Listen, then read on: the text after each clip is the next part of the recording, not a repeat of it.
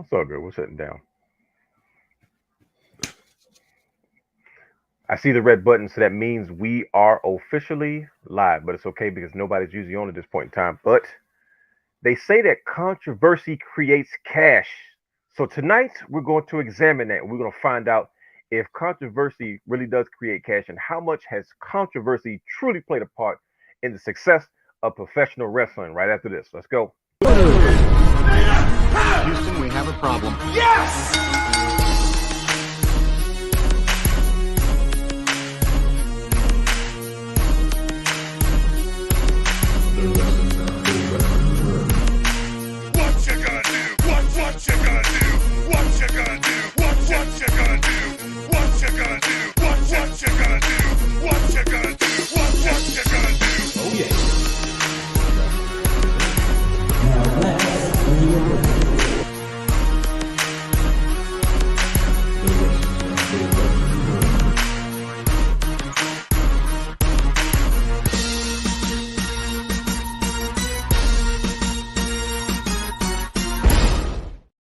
Woo! And welcome to the Wrestling Wrealm Now podcast, where we take a deeper dive into the world of professional wrestling. Now, you can watch all of our Wrestling Wrealm content anytime on YouTube.com/The Realm. I am your host, the realness himself, the real Dwayne Allen. He's your host, the Jack Daddy, Brian A. Conspicuous by their absences. They are also still your hosts.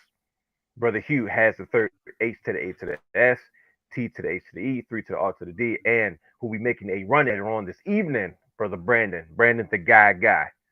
Follow us on all social media platforms and Twitter and Facebook at Wrestling Wrealm. That's two W's. Like, subscribe, and engage in the conversation with us.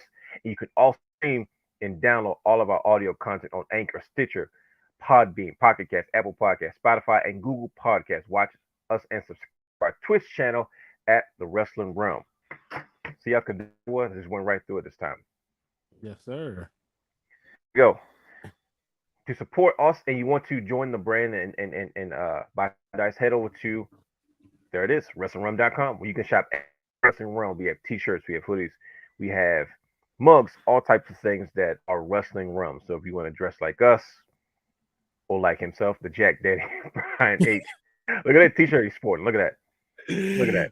Hey, Look at look, you made it, so I had to, I had to course. get it. I wasn't Now gonna look at put your labor to waste. See that? So if you want to support Brian H. Water and his fitness journey, head over to the WrestlingWrealm.com. Also, subscribe to our Patreon. That's right, we have a Patreon for all exclusive shows, content, and bonus material, such as Brian H's Starts and Wrestling Figures Wednesdays. That's it. Not to mention, we have a few exclusive videos where we happen to may or may not have former WrestleMania trips. Brian H. Huh? Huh? That's patreon.com/wrestling_realm. That's for all exclusive shows, content, and bonus material. Trust me, you don't want to miss. You can for just $1 at the lowest tier, $1. Subscribe to patreon.com/wrestling_realm. But guess what? We're not done yet. Because if you are looking to purchase tickets to concerts, live shows, sporting events, and more, head over to SeatGeek.com where you can use promo code Wrestling Realm to save yourself $20 off of any one-time purchase of $50 or more. And in case you haven't been out lately, tickets are high. So trust me, you shouldn't have any problem getting your $20 off using promo code Wrestling Realm for any first one-time purchase. Now we have a few advertisements. Guess what? If you have not heard, we have a new show coming to the Wrestling Realm. Hold on, I found the sound effects button over here, so we got to start. Hold on, time out. Here it goes.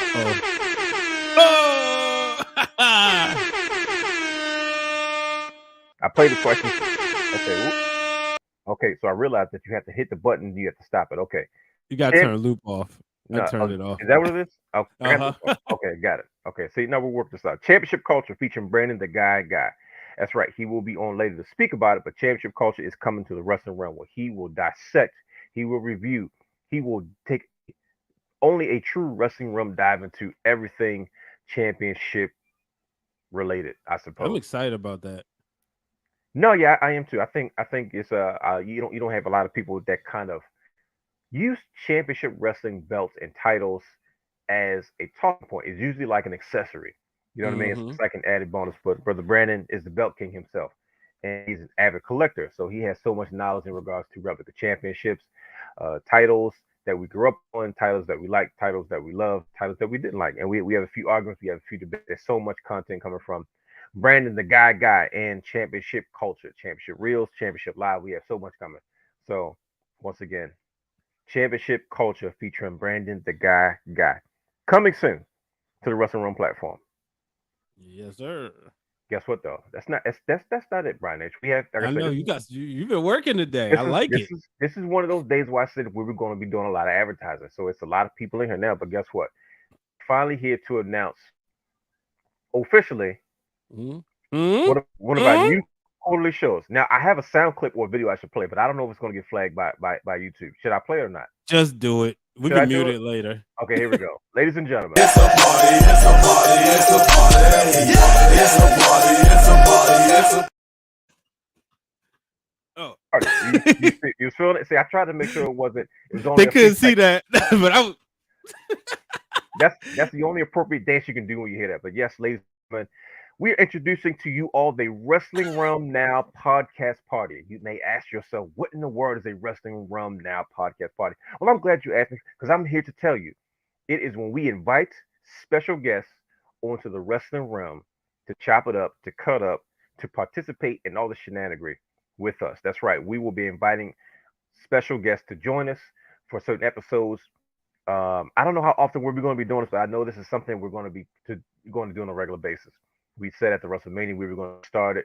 So, ladies and gentlemen, it is finally here. So, guess what? If you want to be a part of the show and you join the Wrestling Rum Now podcast party and join us for an episode, by all means, please reach out to us. At how should people reach out to us, Brian? What would you prefer? Do you social media or would you prefer email? In either way, I get all. Well, I ain't gonna say notifications, but I get it all to the phone. Whether it's the Wrestling Realm at gmail.com, Wrestling Realm at gmail.com without the THE, or at Wrestling Realm on Gmail. I mean, on Instagram, or what's the other one? Twitter or Facebook, or at Brian H. Waters. That's right. So if you want to join us for an episode, by all means, please reach out to us, and we will do our best to continue to schedule as many guests as possible when we have these moments, so we can enjoy It's a party, it's a party, it's a party.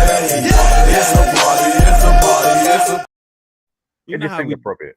I look, I can't dance like Brother Hugh, but I'm gonna try my best, But Brother Hugh hit that Be More 2-step. No, you remember? Go ahead. I was gonna say, do you remember before we went to remember NABJ 16? Brother Hugh and in shout out to DC, yep, Brother Hugh, and shout out to Keith Mack, our good brother from North Carolina. Well, he living there. He's from Virginia. But yeah, they got to do their dance off. So hey, look who wants to come back to the party. TWG. Shout out to those wrestler girls. They said we want to come to the party. Wow. Saying that in the chat. No, the Flex Zone was one of the early people here. Oh yeah, pencil it in. So we definitely so we got to get Brother Raj. So look, we taking bookings right now. Brother Raj, bringing in TWG. Who else? Just put it in the chat. Hit us up on social media, email, whatever it is. We're very informed in case you haven't noticed. Yes, there is a Be More 2-step. Brother Hugh got to do it though, because he don't even can do it right. Yeah, because nope. Hit that on deck by Gucci, shorty. Yeah, and you will definitely see a Be More 2-step. So absolutely. Yep. Once again, the Wrestling Realm podcast party is here, and it's here to stay. Join us. You want to engage with other wrestling fans? We can talk about a number of different things. What you're doing with your own life, your own brands, your love for professional wrestling, how you got started, and then have the conversation with us, and just continue to do what we do each and every week, where we take a deeper dive into the world of professional wrestling. Now, and we have fun while doing it. Of course. I mean, if it's not fun, why are we doing this at the end of the day, right? We want to give a special shout out to our good brother Drew Willingham. He was covering right now, man. We got a text earlier today about him, and he's one of the guys. He's one of the honorary members of the Realm. He's a brother of ours, and he will be joining us as well. He was probably him and Lynn are one of the two guys that who have always engaged well with. And we're just kind of like we're all cut from the same cloth, and they've had us on their shows multiple times, and we're looking forward to having an opportunity to return the favor and have them on our show. Definitely as soon as Drew gets back into the space where he's comfortable and ready to do so. So Drew, we're praying for you, man. Well, we wish you, speedy recovery, man. We, you know, wishing the best and praying the best for you. So, I'd be remiss if I didn't get a chance to shout out Drew Willingham. Absolutely. Speaking of Lynn, guess who's finally booked for his show tomorrow? Whoa, That's right. tomorrow. Finally, I'm uh, finally penciled in. Me and Lynn finally figured it out. And mm-hmm. I the podcast and ESPN Lafayette. I will finally be showing up. Um, Oh, that's what it is. I think the show will actually be available this Friday. But yep, I Yeah. think we will finally get some. I've rescheduled like 5 or 6 times, so I will be showing up on there. Who knows what the heck we're going to talk about? But trust me, like I said, you've been there 1,000 times, just like myself. It's always a good time, to talk a little wrestling with our good brother. Yeah, he does so much stuff too. I want to make sure people check out all his content.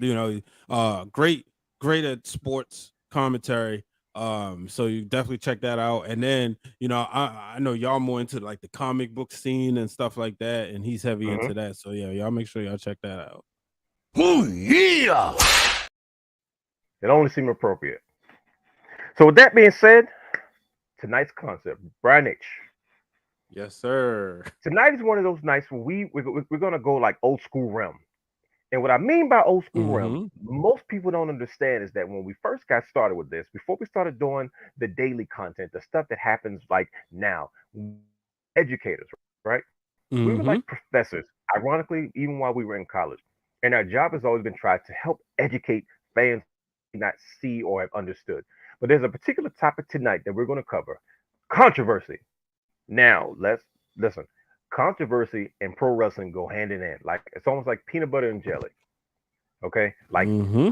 you don't have one without the other. So tonight we're going to discuss how important that controversy has been to the success of professional wrestling, while also having a conversation about some of our most controversial moments. And we're going to take a look at some things that's going on today. We're going to go into the dirt sheets a little bit, and we're going to Uh-oh. determine.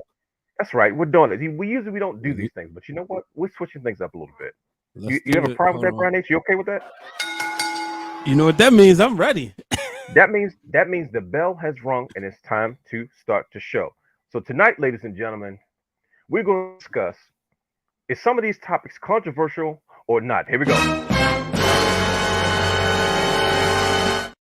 I made sure to bring extra shenanigans today just for Drew Willingham. I mean, it's only right for our good brother. But Brian H, Mm-hmm.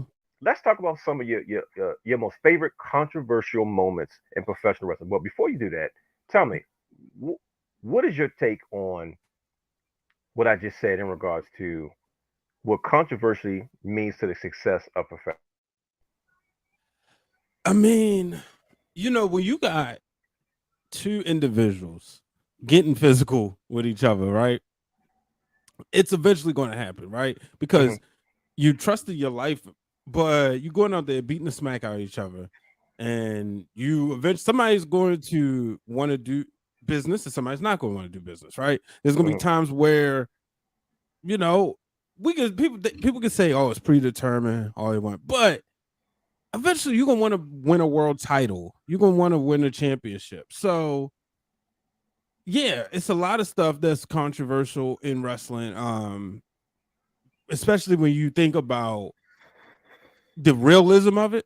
But Hmm. then when you talk about creating cash, it's like we talked about this was just a few weeks ago, where you had like, okay, this is a real moment. Let's make some money off of it. Hmm. And I know we'll get into it, but instead of going to the moment we'll get into later, I'll talk about a moment we talked about before. Jeff Jarrett and Kurt Angle. That was a Mm. real life situation. Now, how controversial is that? But they decided to make money off of it. Hmm. So there's a lot of stuff with that. And so when I think about controversial or not, that's when I'm interested to really dig into it and see what we uncover and we can educate people on as far as these moments. The one thing you mentioned is when it comes to controversy, Eric Bischoff coined the phrase that I believe is the title of his book. Was it a New York Times Mm-hmm. bestseller? I don't know if it was or not. It Uh, should be. he had a book called Controversy Creates Cash, right? And it Mm-hmm. seems like to me that's something that's kind of always reigned true, especially in the world of professional wrestling. It seems that some of the most controversial moments kind of resulted in some of the biggest cash flows in the history of professional wrestling, right? So, Yep. do you think professional wrestling will be in the space that it is right now if controversy didn't play such a major part? Like, let's take it even back to yesteryear. Mm-hmm. Just the idea of saying, you know what, George George Hackenschmidt, you know what I mean, or Ed the Strangler Lewis having to come to a decision that, hey, you know what, we're no longer going to sit there and wrestle for 6 and 7 hours in front of 10,000 people in these concrete stadiums, and instead we're going to start to predetermine the outcome of these matches and then put on quite a bit of performance, right? And we're talking about at the apex, we're talking about at the very beginning of what we consider professional wrestling, where it became more of a performance art rather than a competition. That's got to be the single most controversial situation, especially during that time period, that Mm-hmm. anyone could even imagine. You watched that episode. I know you don't do too many episodes of Dark Side of the Ring. Did you watch the Oof. one with the Montreal screw job? No, I did not. Nope. I got all this information from the World Heavyweight Championship DVD that came out in like 2007 or 8. I don't even know what year it came out. Reason why I bring that up because Mm-hmm. um Jim Cornette talks about the whole thing with Ed the Strangler Lewis.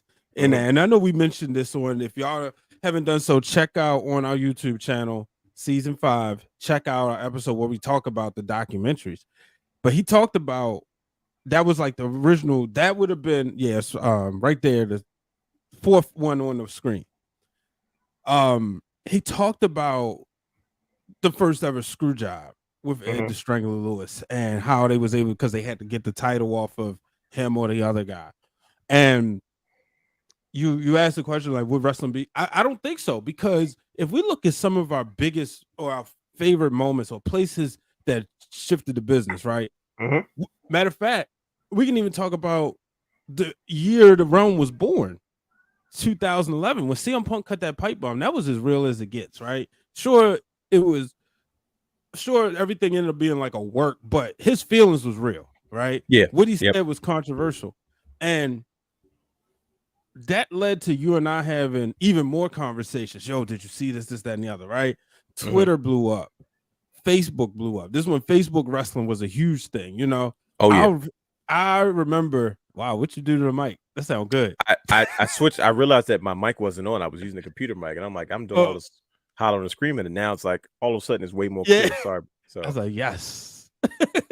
But so when that moment happened, think about how many people that wasn't watching wrestling, but they was like, wait, I'm curious, because people like a real fight. Let's be real. When you look on Twitter, what blows up? Fights. You always go see somebody, you have two old people fighting, those videos gonna go crazy, right?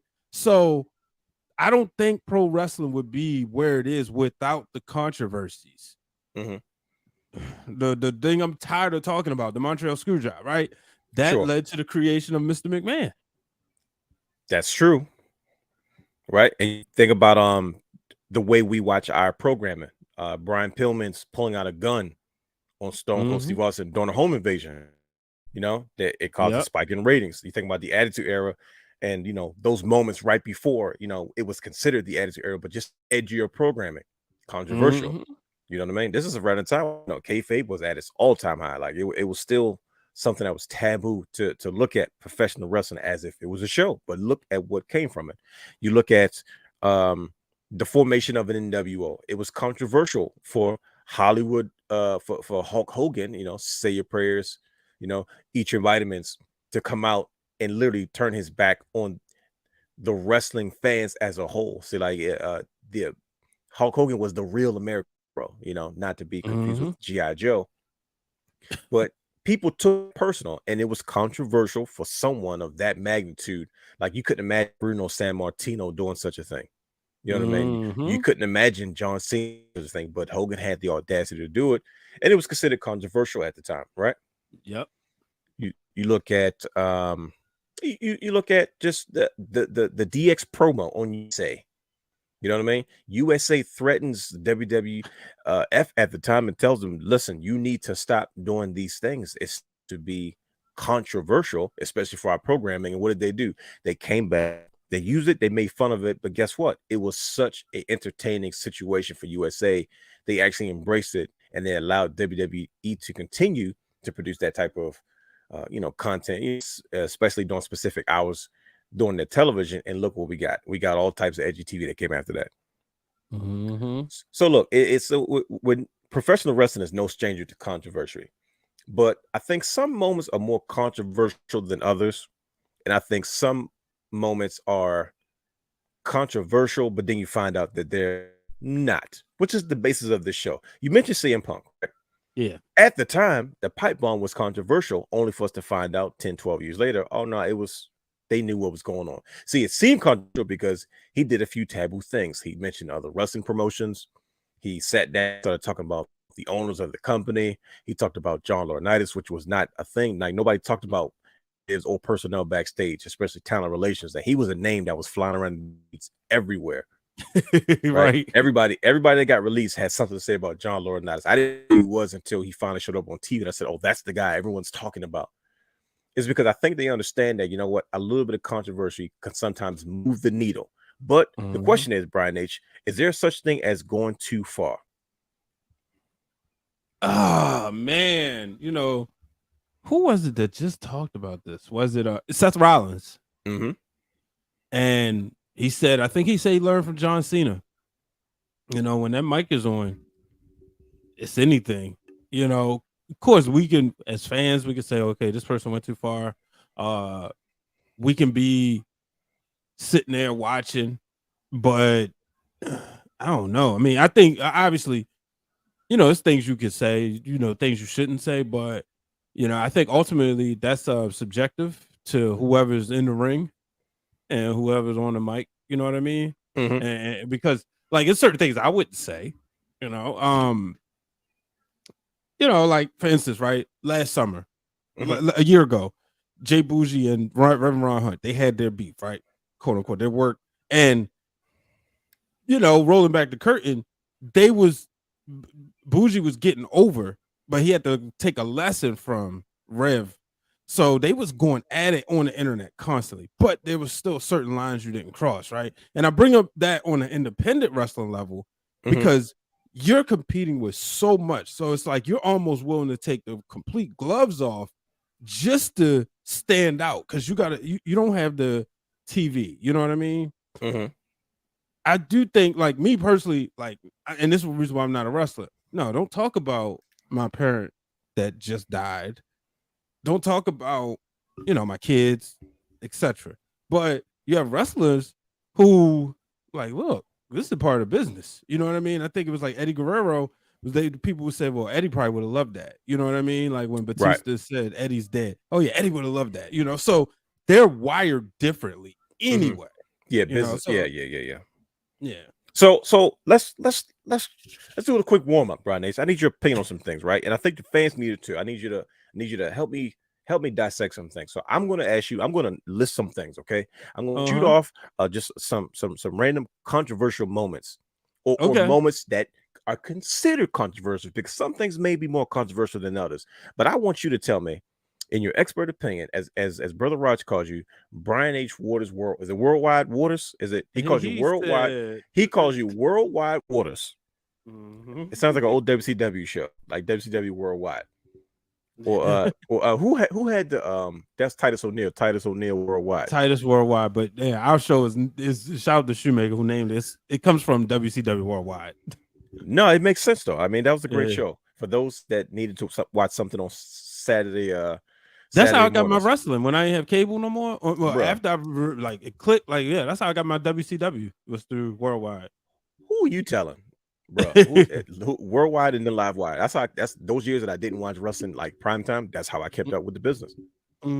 Right. So here we go.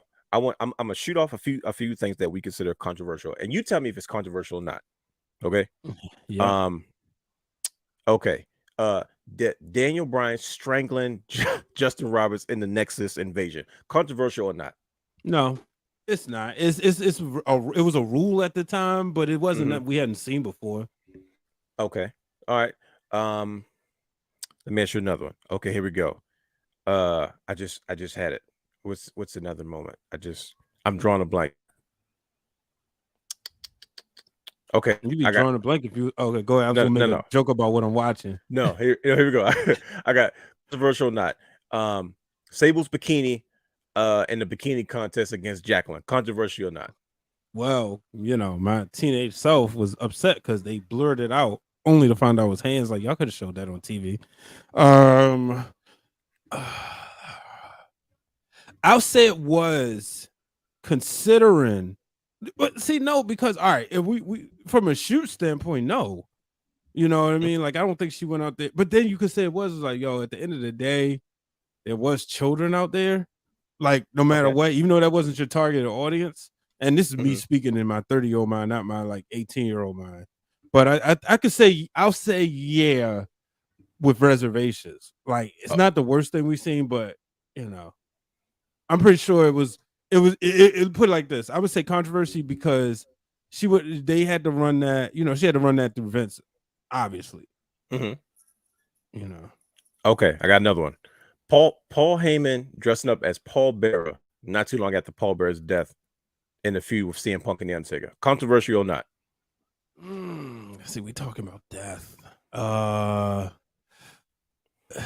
No, because again, wrestlers are built different, and I think Paul Bearer would have loved it. As far as what we hear about wrestling and people who love wrestling, I wouldn't be surprised if he would have loved it. I should say. Okay, I got an easy one. MJF throwing liquid in that kid's face at an AEW show. Controversial or not? Well, it's definitely controversial because he threw at a kid, even though we found out. Oh, I don't know. Did we find out if the kid was a plan or not? I don't know. That's the whole point. I'd never figured it out. Yeah. That was controversial because, yeah. Okay, all right. Okay.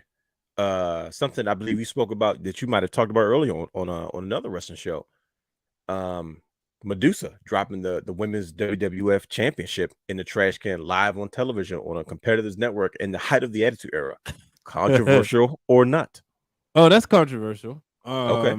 You know, because you taking the title, especially considering Flair, and this really just came back to me. Flair had took the WCW, that was the World NWA title. Was the NWA title, or was it the WCW title by the time when he took it on when they digitized it? I'm almost blurred out. I'm almost certain 1991 it was WCW. I could be wrong though. I feel like it was. I feel like by that time it might have been WCW. Yeah, but yeah, when he took their title over, you know, that was controversial. So it felt like, you know, because of all that, when you're talking taking titles from one area to a next, you know, which, you know, I don't know if you heard Moxley on his wife's podcast or the clip, when or he said that when he was AEW champion around SummerSlam, he wasn't even signed. Right. I remember and that. He could have showed up in Nashville with the belt. That would have been controversial. So yeah, when you're talking belts and you know, championships, yeah. Okay, one more, and then we're gonna move on. Does it get any? Well, this is obvious, but does it get any more controversial than ECW? Do you know? Do you know what moment I'm going to refer to? Oh yeah, if I'm not mistaken, it's the one we talked about on the man. What was the title of that show? It's from season 1. Man, most controversial moments because we did 2 parts, and that's Raven. when Raven and Stevie Richards and was it Meanie? I don't remember. I think it was. They freaking put Sam on a crucifix and they put a crown of barbed wire on his head. Bro, you lost out on who could have been the best wrestler ever to be on your roster because of this moment. The day you have Kurt Angle backstage. Yeah, that's controversy. Golly. If you're talking religion, that's another thing. You know, just it's just an automatic no. I think it's bad when ECW apologizes. That's I knew something was out there like, yeah, I did something earlier and something it was in bad taste. I shouldn't have did. I apologize. I don't even know like national syndicated television. Okay, one more. Billy and Chuck wedding. Oh, controversial or not? See, that was during the time where times were changing. Society was changing. Progressive. So here's the thing, right? I think what made it controversial is not the wedding. It's the assumption. And that makes things controversial because afterwards, you remember? You watch the episode or you remember? Yeah, I definitely remember it. Yep. Yeah, and Yep. it was like, wait, we're not gay, and it was like, well, wait a minute here. So you just assume because of this. So that's what kind of made it controversial. But I think because it was, I think the storyline was handled with care. Yeah, Which it definitely was. Yeah. So I'm gonna say no. They spoiled it earlier when they won. I don't want to say it wasn't Good Morning America, but I think it might have been the Today Show or something like that. Like, Yeah. and Glad gave them a teapot or something like that, and they had to go. They were like, no, we're not really gay. No, it's just part of the storyline. I was like, oh, thank God, because I was not for Billy Gunn. I didn't care what Chuck Palumbo was doing. I was not for Billy Gunn because I was Billy Gunn and Road Dogg to reunite to be the New Age Outlaw. So I was stressed out. Like, man, we're gonna have to do, and I would want to sit in the fan chair and ask you all the questions about a spotlight on Billy Gunn, kind of like we did on Roman. And the reason why I say Billy Gunn because I know he's like one of your favorites. I just tonight. It's one of the high spots of watching AEW Dynamite tonight. That's why I said I'm at least watching my guy Billy Gunn. I mean, he's still jacked. He still looks good. In his 60s, I believe. 61, 62. Right. I mean, we talking about LeBron getting ready to go play basketball with his sons. Billy Gunn is having programs with his sons. Like, let's get this man his prop. But yeah, I definitely want to do something where we talk about this. Yeah. Brother Brandon said something. He said, Matt Hardy and Edge, controversial or not? Oh, definitely, most definitely. I mean, these are obvious, bro. That was so real. Yeah, you ain't sure. You and I have had this conversation before. I remember watching, and I knew something was up. It's because when Matt Hardy jumped the rail, they would not mention his name. Yeah, and I was like, yo, that's Matt Hardy, and I was like, well, why aren't they saying anything? Like they were just like, oh, a former somebody used to work here, and I was like, oh. And I was like, oh no. And then the rumors are already swirling around about him and Lita. I mean, first of all, they were already kind of running around. We all knew like shoot, Matt Hardy and Lita had a thing going. Like they were like an item on TV and then off of TV. And then we knew something was up. And then when I saw Matt Hardy, I was like, oh no. And then maybe not too long after, he showed back up in the WWE. So it seems to me good. Hardy, look who's in the chat. Hey, Stephanie Hardy. She has joined us. Matt Hardy Edge was so dramatic. It's very dramatic. It was very, very dramatic. Matter of fact, that goes on the screen, Steph. Thank you for participating. Look at that. But I'm gonna take you. So there's a hidden gem in the Wrestling Wrealm archives way back in the day. I interviewed. Shout out to the homie Sienna. Well, shoot, she was Sienna Duvall at the time. Okay, she was in the arena, and I'm not sure if she talked about this in an interview or it was a print interview I did with her in 2011. But she talked about she was in the arena and Matt Hardy showed up that night and was like, stand right here and don't move. And that was the night he attacked Edge on Raw and nobody knew who he was. Well, you couldn't tell because they wouldn't, like you said, they wouldn't put the camera on him and everything. And I remember until like after the commercial, I was texting my Uncle Troy and I was like, yo, did you see that? Because we had literally just had a conversation about Matt Hardy earlier in that day. And then he goes, nah. And he was like, yeah, Matt Hardy fired, whatever. Then this happens. And I texted, he said, no, that ain't him. That's Matt Striker. His name, Matt Striker. And then afterwards, you see Hardy, he's like, whoa, what's going on here? Bro, I literally was in maybe the grocery store earlier and they were talking about, it might've been a Pro Wrestling Illustrated or a Wow or like it was a World of Wrestling magazine. And they were just talking about, they were ranking different guys, and Matt Hardy had a page in there, and he was like, most likely he's going to end up in TNA after getting fired and all this other stuff. And his brother, and then literally he was on TV maybe not too long after that. So I was like, oh, it's very controversial. But in case, it seems to me that controversy creates cash. Now, there's a lot of controversy right now that's going into the WWE. Is there a situation where you feel like it's gone too far, where they try to be controversial, but ends up biting any promotion in the tail? So there's a couple of moments that I'm not okay with. I'm not okay with the Jeff Hardy, Sheamus sobriety storyline. I think that's too far, right?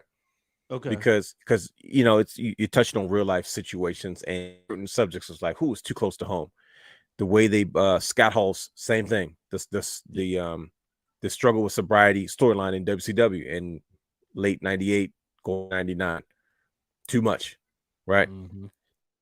Is there ever a situation where you were watching professional wrestling or any level, any promotion where you said, "Bro, this is going too far"? I'm gonna tell you the honest truth. The one you mentioned before, Kurt Angle versus Jeff Jarrett, bloodbath. I was like, nah, this isn't it, man. Yeah, definitely that one. This isn't it. But go ahead, tell like what are some of the moments where you said, all right, bro, we don't need this. This is a little much. Paige and Charlotte Flair. Okay, specifically when she mentioned about Reed. Yep. Didn't need that. You could look in Paige's face and see she wasn't comfortable with it. Mm-hmm. And the fact is, like, you know, somebody who, like, when I watched the Charlotte documentary on A&E, I'm like, wow, like, that's me and Megan as far as her and Reed. Like, sure, you know, somebody's close to their sibling. I thought that's one of the moments that stick. I was like, yeah, they definitely went too far with that one. Okay. How about you got any more? What's another one? What'd you think about? Go ahead. I was gonna say 0-3-16. Man. You know, like, you hurt his neck for real, bro. And the crazy part is when I heard the story, what also was like, no, he didn't even call to apologize. Like, he didn't even care. I was like, oh, not Owen. And he, you know, by this time Owen had passed away. You know what I mean? Yeah. Like he is a beloved hero to everyone. And to hear that after the fact, you're like, man, kind of crummy for somebody to do. You know what I mean? Yeah. And I remember Austin say, like, during the Owen Hart tribute, he came out there and he laid a beer in the ring and he walked out. That was his way of kind of making peace because he wasn't an Hart fan. You know what I mean? But of course, nobody wants to see anybody pass away in any way, shape, or form, let alone tragically. You know what I mean? But him kind of cracking open that beer and then he was a top guy, so he kind of had to. Yeah, if we be real. You know, yeah, it's a responsibility that he had. Let's talk about walking controversy, right? Okay. Goldust. You talking about 1996, right? Yeah. World's still relatively conservative. Things are starting to change. Things are starting to rattle the cage, you know, as far as society and how society kind of operates, right? But Goldust, what is let me ask you, controversial or not? Whoa! See, yeah, it's a doozy. He went. It's going the lines for sure. Especially I need an answer. I know. I'll say it was controversial at the time. There it is. I was waiting. Now, tell us why. Why did you find Goldust to be a controversial? So I mean, like, you know, at the time it was just, you know, he was androgynous as they described it. Yeah, but to be like McMahon probably, hey, the androgynous one. Yeah, but you know, nobody was used to, like, you know, the way he was, like, would be touching, like, he had Ray's or Ramon's name tattooed on him. 6'7", 260 pounds. A gold suit, wig, lipstick, face paint, and a valet named Marlena. Smoking a stogie. So yeah, it was definitely, like I said, in 96 it was controversial. You know, as a child, I'm like, I'm sitting there looking, you know, I put it like this: you couldn't imitate him, not in this household at that time. Now, what was more controversial to you when it comes to Goldust? Was it the actual character of Goldust, or that moment where he pretended to be like a born again Christian, but he was talking about like the return of Goldust? See, that becomes controversial. That's quite offensive. Yeah, but there's like, you don't realize it in the time. Like honestly, to be 100% honest, somewhere the moment got lost with me because it was just like, okay, Goldust is back. But because I was like watching wrestling based on Shotgun Saturday Night, that's the only way I knew about it. Yeah. But it wasn't until we started the Wrestling Wrealm that I put it like, oh, he wasn't really talking about being born again Christian. No. Now see that's 13 years later. And that's the thing. But Brother Brandon's waiting backstage. We're gonna bring him in a second. But I remember specifically when I was not a big Goldust fan. Like I didn't when I started looking at him as a wrestler instead of just this dude that makes me uncomfortable. I began to like, okay, Goldust is that guy. You know what I mean? But as a kid, like I remember I was like, y'all like Goldust? And my friend's dad was like, what? Goldust is the man. He's like, just watch him. And I watched his one of his like they did a thing in one of his vignettes where he was pretty much advertising Goldust's return. And I was like, oh no, Goldust is that dude. But it was the first time I looked at him as a wrestler instead of just get this guy off my screen. You know what I mean? When Because he you was didn't Goldust? Yeah, because you didn't know how to take Goldust. Like he's coming out there, he's rubbing on the guys. Like I remember, I think he said Savio Vega, it was his idea, like, dude, make like rub on me and making me uncomfortable. Like people are gonna, you know what I mean? They really helped like go there. And same thing with Razor Ramon. I remember when he kissed Ahmed Johnson. Ahmed Johnson like came to and he started wiping off. God, this is one of my wire moments. And he starts wiping off the gold lister. He just ran to the back like he's gonna kill Goldust. And of course, you had the match he had at WrestleMania 12 with Roddy Piper, and in that Hollywood backyard brawl. You know what I mean? So but yeah, I remember when Goldust was when he was he gave up Goldust and he said Goldust dies today, and he puts the jump seat inside the little he was Goldust dies today.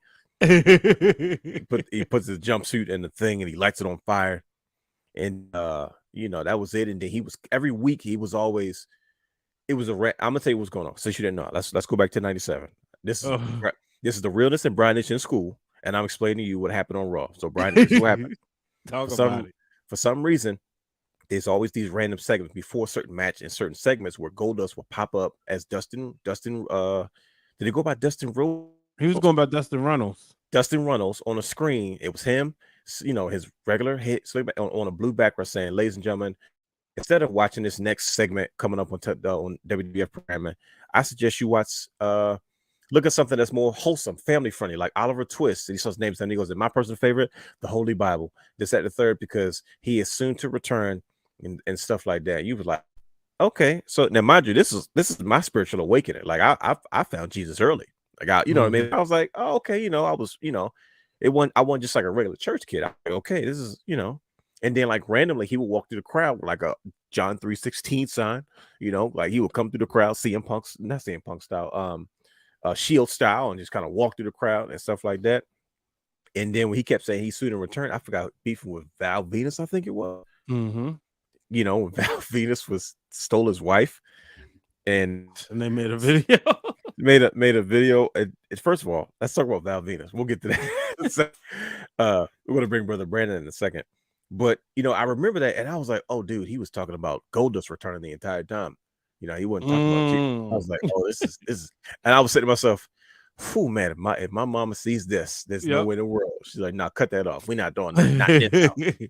It's bad enough you trying to explain Austin 3:16 shirts, and I was like, "Oh no, I made it. It's not religious. This is sacrilegious. It's just him saying what it stands for him." Well, controversial. Now we know the whole story thanks to you and your cohorts. You talk about kayfabe, like right?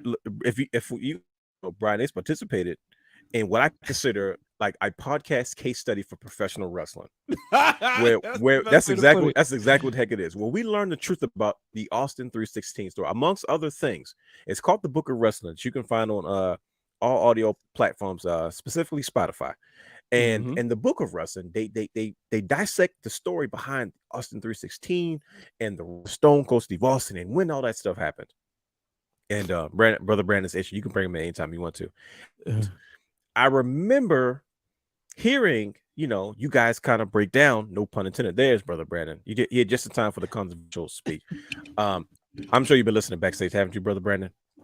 Okay, good. So we'll get to you in a second, because we're talking about Goldust, and we're talking about his controversial moments between being Goldust and then being, Dustin Runnels and saying he's coming back, and it was whole time it was Goldust. But we moved to Austin 3:16 t-shirts. In my house, you know how hard it was for me to try to skim over that. You know what I mean? For my very, very religious mother. You know what I mean? And I was like, man, this is not going to go over well. And only to find out that didn't blow up overnight like we believed it, like we've been told in the DVDs. But anyways, you see that shirt, you're like, oh crap, I know they don't mean any harm by it. It's not trying to be, sacrilege, even though it kind of is, you know what I mean? But it's like we made like, well, it's television, it's a show, it's not real. And you look at it that way, right? And I remember saying to myself, my brother had he was at the Maryland State Fair and story time with the realness. And he won. Should I make segment somewhere? Should I do that story time with the realness? Put it on something? You Where should. I put it on? I'll put it on Instagram. Instagram ready place. Okay, I do it on Instagram. And he was at the Maryland State Fair and he won something. The prize was like an 8x10 Stone Cold Steve Austin picture. Now you talk about 1998. Anything Stone Cold Steve Austin related.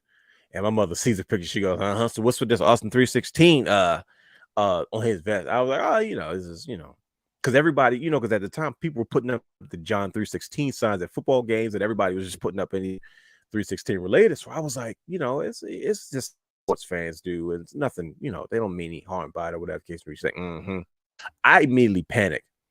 I come up with this elaborate story like, okay, oh yeah, I realized what 316 stands for. What that's about. It's not what you think it is. See what it was, and this is, I lie to you not, this is my legitimate explanation that I gave my mother. I'm in the 4th grade, my brother's in the maybe 6th, 7th grade, whatever it was. And I told her, I said, no, see, Stone Cold grew up in the ghetto, and every morning at 3:16 in the morning, somebody got shot. So, naturally growing up, that's just what. And she was like, no, I'm not trying to hear that. I was like, no, I'm saying, and that was the end of the conversation. She wasn't budging. Yo, what? That was I'm trying to tell you. Listen, now you mind you, I'm 9. I'm 9, bro, and I'm panicking because there's no iPads, there's no phones, we barely had computers. You couldn't even watch digital stuff on the computer. It was all HTML, right? Yep. So I couldn't afford not to watch wrestling. Time it was too hot. Like, and that in my house, like a punishment was you can't. That's how important it was. And I panicked, and that was the explanation that I came up with. But it was such a controversial thing to do that I was like, okay, I panicked, and I think by the fact that I came up with that story proves that it was, in my mind, quite controversial. That is the most brilliant thing for a child to say. That every time we gotta clip that off of social. Bro, I lied to you not. I said, nah, see, he was from the ghetto. And every morning, every day at 3:16 in the morning, somebody got shot. Like, that's the best I came up with. That's how controversial it was. It was controversial, dang it.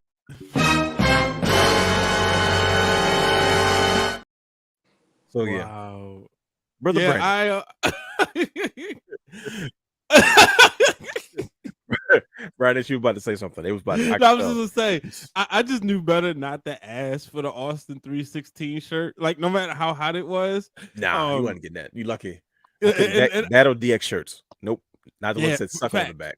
Exactly. Yeah. I remember reading in a magazine where he said it wasn't meant to be sacrilegious, right? And then I remember, when we talked to Michael P.S. Hayes about it, and he said, he grew up Catholic and stuff and whatnot. But the funniest thing was when Stone Cold Steve Austin, shout out to the homie Justin from the Wrestling Classic. He interviewed him, and Austin said the biggest fans was pastors. It's like he thought pastors and priests would hate him. He was like, dude, we don't care. We get it. Bro, wrestling, you know something. Wrestling back in those days, and to be honest with you, they were telling the truth, man. Like, it was just TV. You know what I mean? But wrestling transcended everything during that time period, man. It was just something. It was just, it's a moment that we have really been blessed to experience, like, firsthand, not after the fact. Because think about it, it's still one of the hottest things that's out there now. Like I said, I'm around younger kids that refer to that era, and they don't know that it's called the Attitude Era. They just know of that era, and they call it old wrestling. And wow. So yeah, this is weird, isn't it? It's awkward. I don't even. I have a rule. Certain things I don't argue with people who weren't born before. And like, I'm not. If you were born after 91, I'm not arguing with you about Bret Hart for the certain reasons. If you were born after 95, 97, I'm not arguing with you about the Attitude Era. I was about to say the same thing. It's the same thing with the whole Michael Jordan, LeBron James conversation. Like, bro, if you're my, and and you grew up seeing Michael Jordan or Kobe Bryant, then we can have this conversation. But like if you're like you grew up in the 2010s, you were coming of age. We're not going to listen. Brother Brandon is I want to make sure that I get his take. Like, ladies and gentlemen, we have a new segment coming up that we're going to introduce really quickly. But I'm going to make sure we get Brother Brandon to this conversation. Now, Brother Brandon, you have been here. You've been listening to us go back and forth about what we consider controversial in professional wrestling and how controversy and professional wrestling seem to go hand in hand, because Eric Bischoff clearly was correct. When controversy creates cash. So, sir, what do you think about some of the most controversial moments that we have been discussing up to this point in professional wrestling? And do you consider them controversial? I mean, we talked about Goldust, Austin 316, and we about to talk about Val Venus. So we get into all the recent stuff. We have to get into the recent stuff as well. So please stick with us. Trust me, we have an agenda. We're going to get to it. We're going to talk about some of the recent stuff in the dirt sheets, in the news, and we're going to discuss if these things are controversial or not. But we have to go to the past, right, to reference, so we know exactly what controversial truly is. Brother Brandon, you have the floor, sir. Ooh, that was a lot. Yes. I'm gonna say this before I give you my take. You forgot two controversial things that deals with, well, actually three, I'm sorry.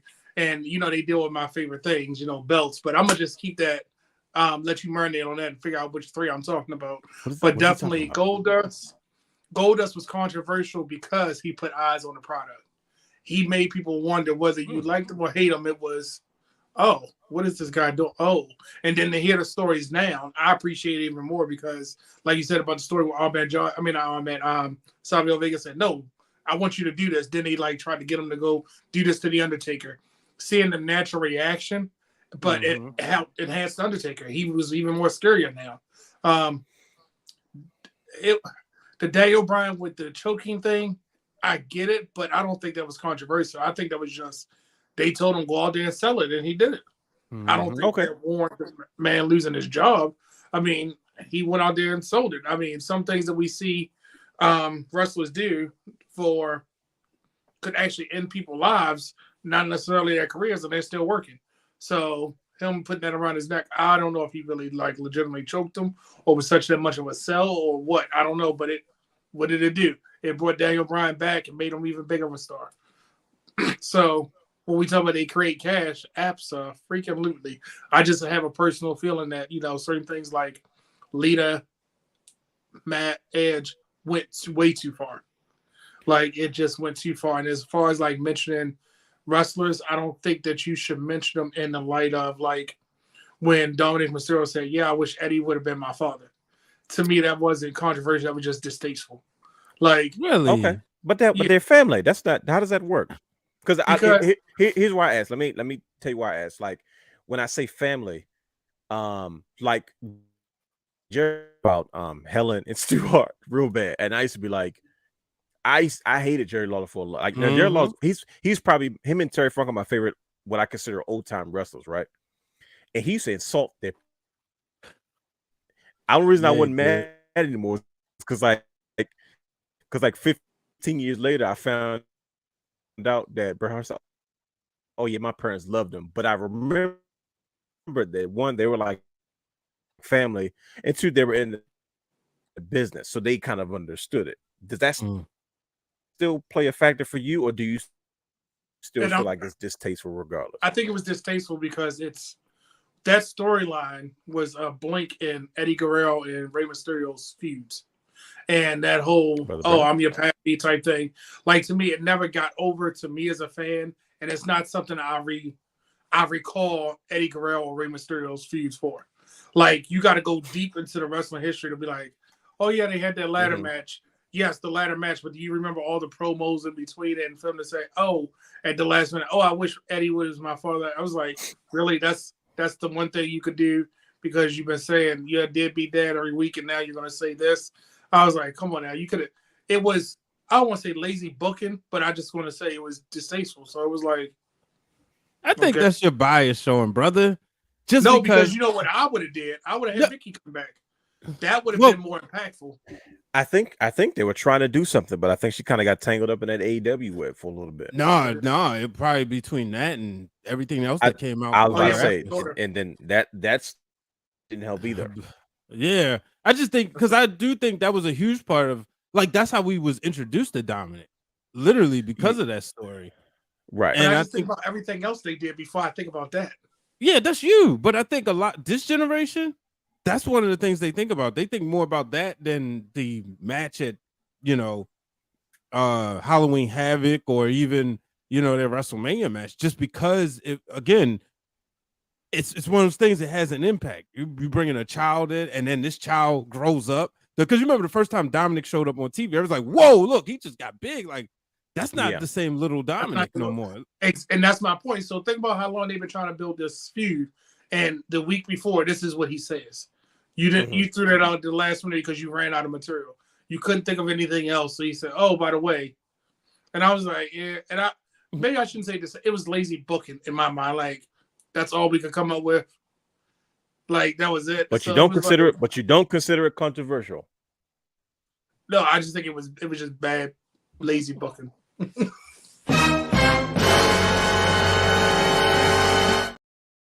Lazy booking, everybody. So with that, let me ask you this, Brother Brandon. Do you have a list of some of your favorite or most impactful controversial moments for you? Like, do you have something off the top of your head? Do you have like a few? If you do, hold that thought, right? Because what I'm going to do is I don't know if I can say that on YouTube. I'm going to say it like that. Okay, how about this? So I talked about 3 things with a belt, and one of them, three instances with a belt. But we're going to just because you said something about a belt earlier, throwing it in the trash can. Yes. You clearly talking about Shawn Michaels curving up his ding ding in a Playgirl magazine with the World Championship. That's got to be it. Because I don't know what it is. But listen, hold that thought. So, ladies and gentlemen, we're introducing a new segment that we're going to do every week, called the Proud Wrestling Fan Takeover. Right? This is sponsored by WrestlingWrealm.com.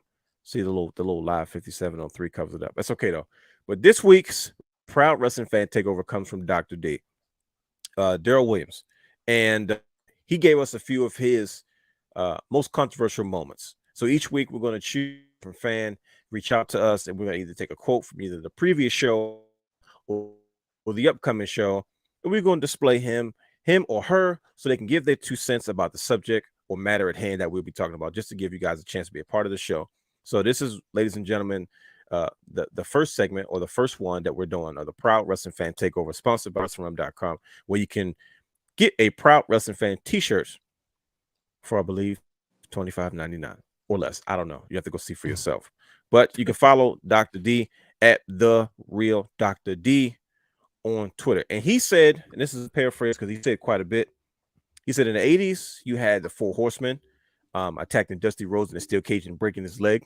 And for that time, that had to be controversial. Definitely in the 90s, Sergeant Slaughter's heel turn on America and become which would eventually lead to money. Him versus Mr. America himself, Hulk Hogan at WrestleMania. He also talked about the formation of the NWO, as well as in WCW, Ric Flair shooting on Eric Bischoff after being fired. So this was just a few. Trust me, Dr. D had quite a few more, but definitely want a special shout out to Dr. D. Daryl Johnson, the first ever Proud Wrestling Fan Takeover participant. Thank you, sir, for your quote. And with that being said, Brother Brandon, it is your turn. What are some of your favorite, most controversial moments? And after this, we're going to jump right into the stuff that's happening today, because we don't need to be here too long. Well, one of them, I'm going to keep it real quick. It was involving an NXT Women's Championship, and the wrestler took a photo with the NXT Women's title and NXT UK Women's title, poolside, and that was a whole big to do. And it was, but look what it did. It made her a millionaire in a month. Now, was that controversial or not? That's what I'm asking. I'm posing the question because I want to see what you're going to say. Is it controversial or not? I don't think it is. Okay, there it is. You gave her both belts. She's been this person since she's had 1 belt. You clearly are keeping her as your figurehead for that division. But when she does something that, oh no, sponsors might see this. What's wrong with it? They saw her any other time. I mean, was it too much?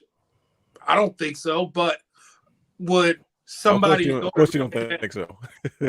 Would somebody's daughter look at them and be like, I don't want to be like her when you have other role models in the WWE? Mm-hmm. So that's why I said I don't think it's controversial, but I get weird. But I'm not saying that was the spark that started her. We got to get, move in a different direction. I don't want to say get fired because I don't think that's what brings me back to my other point. People have done worse things and still have a job. Yeah, because when you started talking about NXT Championship belts, I thought you was going to go to an instance.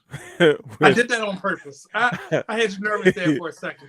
Listen. You by you being a belt guy, you would take a moment and here's what I'll say about that controversial moment. That's too controversial. Yeah, we cannot even talk about this belt. Nope, not. I wasn't even going to do that. No. Nope, we can't talk about it. Nope. So the other portion is, I wasn't even going to do that. Recent. It's not more recent. It's another belt. Another Brian company. is cringing over there. He is cringing over there. No, I'm changing to another company. Okay, let's go across the street, Brian H. Yep. No, we're not even going across the street. We're going around the corner at this point. Let's go around the corner. Oh, no. Our friends over there at Impact Wrestling. I remember waking up. I didn't watch this pay-per-view, but I remember waking up and saying, wow, they really did it. They really gave this wrestler the world championship. And I was shocked because the feuds have been there. I should have saw the writing on the wall, but this wrestler had a lot of negative attraction to her. And to make her your world champion, to make her your world champion, did it put eyes on a product or did it enhance what people, it put a magnifying glass on that wrestler? You know what I'm saying? So now it was like, wait a minute, you want her to be your figurehead? She just beat, yes, it was a dastardly heel. It was a whole storyline. It was a build-up, and I don't know if they were trying to recreate that magic that Jeff Jarrett and Chyna had, but remember, Chyna was like the hero. You wanted her to be Jeff Jarrett because he did so well at his job. He was on his way out the door anyway. Yeah. But then, now that you see this, and it was like, she's really the world champion. But you had other women that you could have built, in my opinion, to that. But that's what you decided to go with. When one problematic person beats another problematic person. How good is that? Mm-hmm. Right. Mm-hmm. And you had people where you had, fast forward, Jordan Grace became the first digital media champion. Mm-hmm. So you had the makings for it. Did you just not see it at that moment? And I'm not a number one Jordan Grace fan, but I'm a fan of her work. And was it not the right time? But you said, let's go with this. I'm just not saying her name for a reason. You went with this other wrestler because of that, and it created hey, I thought I didn't like people. Huh? No, it's not like I don't want to sound like I'm biased because I don't know if these allegations are 100% true. Well, it's the worst person I ever worked with. I can tell you that.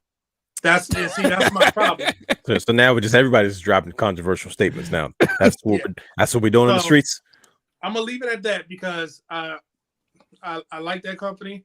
I enjoy that company. I just think that was one of those moments like, I don't know if this is the right thing. But I'm one of the, as Dwayne likes to say, the 25%ers. So yeah. Well, with that being said, let's stay on the train of women's wrestling. We had a recent lovely appearance by the queen herself, Miss Trish Stratus, on Monday Night Raw this past week. Yes, Lord. Where she seemed to have cut, I don't want to say if not the most impactful promo I've ever heard her do. I was right. Okay, because I'm like, they've never let Trish Stratus speak this way before, and it looked like she was kind of telling the truth. Like that's how I felt. If it wasn't true, she made me feel like what she was saying was true, and I was like, oh, so it sounds to me that Trish Stratus decided that I want a piece of this era. Like I didn't get a chance to do this during my run, and I'm healthy, I'm in good shape, and bam. She said, I am nobody's sidekick. First of all, Trish Stratus said quite a bit. She looks like $1 million and foremost. And she came out there and she said some things about the women's division. She said that these little girls have forgotten, who paved the way, not even a thank you, that real women's wrestling did not start with horse ladies. She said that on purpose. She said it on purpose. You know what I mean? And I was like, "Ooh, she's cutting." That a was little so deep. good. Was this controversial or not? I mean, this is one of the pioneers of women's wrestling. That she was cutting down the women's division, and I was like, man, I wonder how people are going to take this. Personally, I loved it. Never seen this version of Trish Stratus with this much oomph. You know what I mean? Behind her, and what she said was all facts. So, gentlemen, we're here today to be debunked why the people that are listening to us want to hear what we have to say. Was this controversial or not? So I'll say this. Oh, Brian H, go ahead. Controversial? No, not really. It was a great sell job. I personally didn't. I'm 50-50 on the promo. Really? Yes, absolutely. Loved intrigued. everything she said. Loved it. But Trish Stratus, to me, as somebody, now remember, she's in my top 10 of favorite wrestlers of all time. So just to show people where I hold her. I feel like she's been so nice for so long, she forgot how to be mean. And I'm like, well, let me give it some time because maybe I'm just being super critical. Because I felt like I was waiting for that grit. And Trish Stratus in the microphone, in the ring doing a monologue, to me, didn't hit the way I wanted to.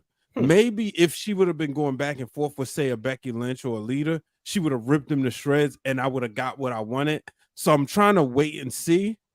But to me, I was still waiting for, like, you know how when you're hungry and you eating, but you still chasing that full.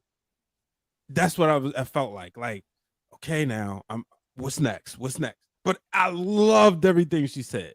I loved the fact she was at the end. She looked amazing. Yes, she did. She's not supposed to look like that at this age. Yeah, she what, 46? Yeah, something like because I used to have that age calculated. Like, if I get a certain age, yeah. There you go. Keep counting, brother. Yeah, her, but she looked amazing. But it's just, but I'm interested. But I don't think it was controversial.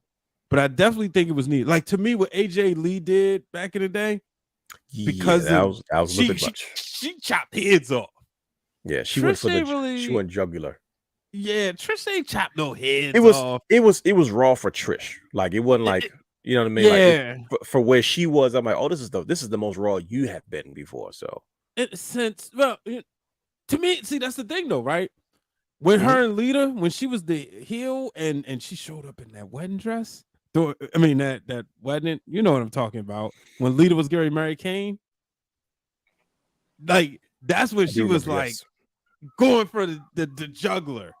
And I guess I was looking for that. But and again, as we talking, as I'm thinking about it, maybe that was the thing. She wasn't doing a dialogue. Maybe it's the monologue. And I think about it. When's the last time I seen Trish do a monologue in the ring as a heel? It's been forever. Because you remember when she did that first TNA promo and Jerry Lawler said, "You look like a deer with the lights cut off." You know what I mean? She kind of looked like deer caught in the headlights. She kind of looked like that. Not almost, but it looked like she just forgot how to be mean at the end of the day. Brother Brandon, controversial or not, she said some mean things. I thought that was very true. That's what I was going to say. Her promo came, the reason I enjoyed it, I don't think it was controversial. It came from a place where you as a wrestling fan sitting there like, she actually got a point. She's actually saying what you would think somebody that has done what she's done would be thinking of.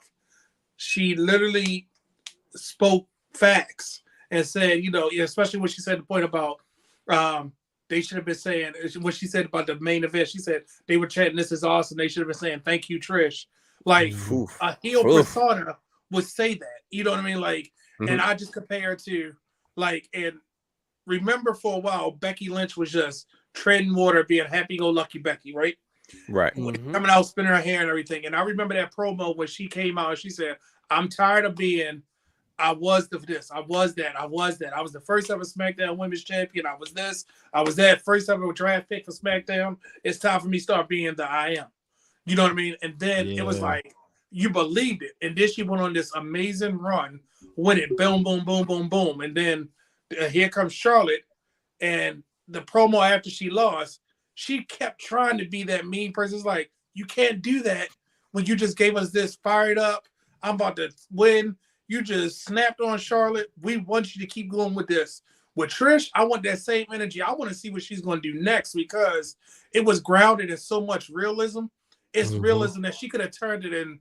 If somebody else would, if Lita would have turned on her, she could have came out and had that same, Lita, how could you do this? I built this division with you, or whatever it may be. It could have went either way. And I'm just like, I get where Brian's coming from. I wanted that last mic drop moment. Yeah. I wanted the exclamation point.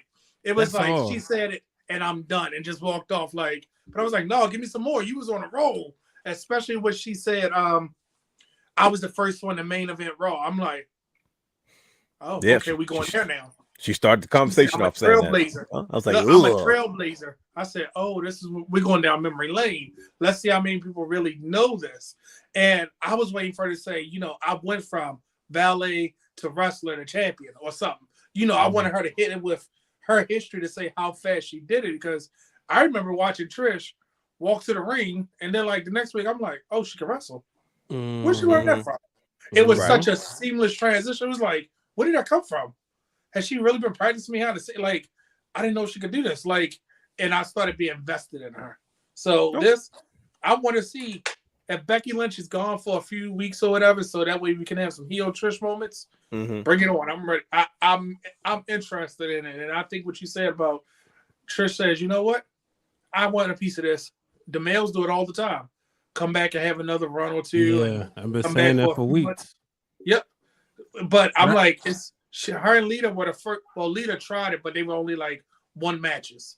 You know what I mean? It wasn't like a long like one-offs. Yeah. Yeah. So I'm interested to see if this is going to be something that leads all the way to SummerSlam, and then she goes back into retirement. I'll be okay with that because I think we get her and Becky at SummerSlam, but I need her and Lita first. Yes, I need I was them to gonna say have that. one more. Yep. And I think her and Lita could be that in Do between. you think they can still carry a match together? Usually somebody's got to have some young legs in the ring. I was getting ready to say that though, right? I don't think somebody said this on Twitter a few weeks ago that they don't think Lita can keep up with these young women because of the fact that, and then maybe it's also the fact that Lita was the only person doing what she was doing at the time, and now we see it all the time. Like we see it on NXT. Shout out to Sol Ruka. We see it on NXT Level Up. So, but for the sake, even if I mean, it ain't gonna be a squash match, but I think Trish could carry Lita because she would work to her strengths, and she wouldn't try to. Even a heel would be good for Lita. Even having all that time off in the ring. Who, Trish? Yeah, because it ain't got to be that long. No. Okay. I know we want to, but her hair to the side, she can be the heel Trish. And look at the yoga. Look what yoga is doing her so good. So I think she could, and I know y'all in the chat, y'all know we telling the truth, and we being very respectful. But to see, I think she could definitely. Obviously, I know ring rust is different, and but I think that her and Lita will go out there and tell a story. Because we know she didn't already admit she took out Lita, right? Whether there's footage of it or not, we gotta see the beatdown. True. So yeah, I'm excited for this. Like I said, I wanted one more run, and I think I'm gonna get it too. At least it was a pleasant surprise. Like I thought it was a one-off, and I was like, oh, she's sticking around. She's having a run, which is dope. But that's okay. Listen, we got to move on. We'll probably cut one from this list, but it's okay. Moving on. This is a tough one for me, gentlemen. Jeff Hardy. Jeff Hardy returning to AEW. Is it too soon? Is this controversial or not? See, I'm on the phrase of, if he can do it, then who am I to say yay or nay? But I understand where you're coming from. It's all gonna come, like, to me, like that could be his safe haven, right? That could be, we see it as, no, take that back. It could be seen as wrestling is causing you to do these things, but then it could be seen as well, maybe it's not so much wrestling. Maybe it was, I don't know. You know what I mean? Maybe it's just the lifestyle that comes with what comes with wrestling, like being on the road Yeah. and putting your But body then through it's so like, much and wanting to relax after a match and unwind. And but then it's like, well, what would he be doing? And maybe he's trying to, he hasn't found, maybe he's going crazy not being able to wrestle. So I don't know. a lot of people were they made it clear, like, if it's what's best for, but please know for sure, because this is unfortunately, I've seen this over and over again. Mhm. And it scares me because Jeff Hardy is one of my favorites, and like, as much as I'm happy to see him back, I did not think we would see him anytime soon. Yeah. For a number of different reasons, and it's giving me Scott Hall vibes. And Mhm. Scott Hall didn't pass from like alcohol damage, but the damage that alcohol did to his body caused him to be in a situation which caused his untimely passing, if that makes sense. You know what I mean? Yeah. Him being dehydrated and falling and not be like, that's just wear and tear of just having, the rough life that he lived, and then the effects of, what alcohol had on his body long term. And I remember when Jeff Hardy seemed like he was having some issues in WWE, even when he walked out, even though he may not have failed a drug test, something was obviously up, and then when he comes to AEW, he does these crazy spots. Everybody's like, Jeff, you're in your 40s today. Like, I don't think this is the answer. And then not too late, went to Vegas, as he said, and then, so I'm stuck because I love Jeff Hardy. He's one of my all-time favorites. Anytime I'm happy to see him on my TV, I'm good. But it makes me nervous. And I'm like, man, it seems to me, I think it is kind of controversial to Yeah. bring him back so early. But at the same time, as fans, we really don't know. This might be, it's like Ric Flair. Like Ric Flair, Mhm. not like Ric Flair at home, it can be more detrimental to him than Ric Flair on the road. You know Yeah, what I mean? that's the word. Yep. And it's like, oof, man, you're trying to do what's best for the individual, and it's hard to figure out what that is sometimes. But Mhm. what say you, brother Brandon? Is this controversial for AEW to bring back Jeff Hardy so soon after another run-in with alcohol and police? Like, he seems to have 9 lives, when it comes to wrestling, and it's like, this is not the first we've seen this, and who knows if this is the last time. I really hate to put it that way. I don't want to sound negative or be pessimistic. It's like, come on now, realistically, this is a struggle. You know what I mean? And how much has wrestling played a part, positive or negative? We don't know that. So does this seem controversial to you for AEW to bring Jeff Hardy back so soon? I'm going to say yes, because I don't know. Put it like this: we only know what's publicized to us. We only know what's reported. Mhm. I know, and you know, and anybody that has eyes knows, whenever Jeff Hardy is with WWE, they try to take care of him and get him the help that he needs. And he has less of these episodes. Like him walking out the ring and they like, oh, go take a drug test. To me, that was, let's make sure he's okay. He was just, Yeah, man. whether he's frustrated, angry, mad, or whatever it may be. And then he's like, that's my way to get out. Because, and that's what it looked like. yeah, and I'm not faulting that, but it seems like every time he's not under the WWE umbrella, he has moments like this that scares us. And I don't want to keep going back to Impact and TNA his time No, there. we have to, bro, because I was going there. That's why I asked you specifically. This is exactly where we're going, because we know what happened last time. Go ahead. Because he wasn't happy in WWE. He went to Impact, cut his hair, had all this creative freedom, could do what he wanted. And then it was, look at this match with him and Sting. And that company allowed him to do that, to go out there in front of these fans and take his image. And now with AEW, I'm not saying that he's going out there in the same notion, but has he received what he needs? And is he in the environment that's going to ensure that he gets what he needs? Because truth be told, when these wrestlers speak out about, like, look at Paige, WWE was nothing but good to her. She said they were good to her. They kept her healthy. Look at Bryan Danielson. He said Vince was a little bit overprotective of him. We've heard a story of Vince putting people in rehab, putting them in DDP yoga, trying to... Kurt Angle, remember? He's Kurt Angle. Yep, if you don't do this, you're fired. Exactly. Umaga. You see what I mean? And I don't know what Tony Khan's umbrella is, because we only know about the Jon Moxley situation. Thank God he's good now. He's okay. He's healthy. But is it enough safeguards? Because We brought him back. Are you going to put him in a position where it's, I don't want to say too much freedom, but will there be warning signs, or will that adrenaline get to going, and then this is what I need because this is my, oh, I'm hurt. This is what I need. Like, anybody that's addicted to painkillers, when you're doing things that's going to cause you pain, you need those killers. You know what I mean? You're going out there to please the fans 5 nights a week because you're the main attraction. I can't blame you.